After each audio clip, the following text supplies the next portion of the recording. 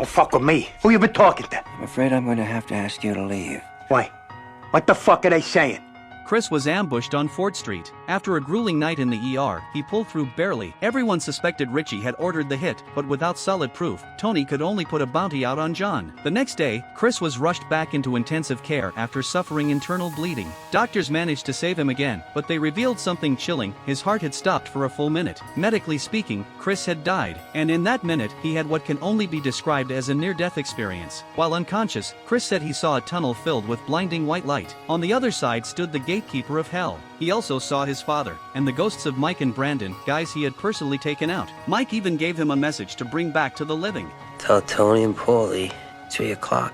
Chris admitted something that sent chills down everyone's spine. He knows he's headed straight for hell. Uncle Paulie was terrified. He ran to Sil and asked, what time exactly did Mike die? Paulie started living in paranoia. Every day he'd stare at his watch like it held his fate. When the clock struck 3 p.m.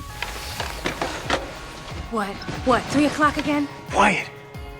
And judging by the way Paulie flinched at the word again, it was obvious this wasn't his first brush with spiritual torment. Paulie couldn't close his eyes without falling into a nightmare, dreaming about being chased by ghosts. And every night, like clockwork, a pack of little demons came after him. Leading them was none other than Mike. Tony jokingly dubbed them the Hell's Special Forces. Paulie, who'd iced some of the hardest men in the game, couldn't believe Mike got to be the captain of this afterlife hit squad. Still, titles didn't matter. Paulie had had enough. The next morning, he dragged himself to New York looking for answers. He ended up with a psychic. The guy started talking to empty air, and what he said made Paulie's blood run cold. He mentioned someone Paulie had killed 3 decades ago. Even worse, he brought up the vines Paulie had sliced through while chasing Mike through the woods.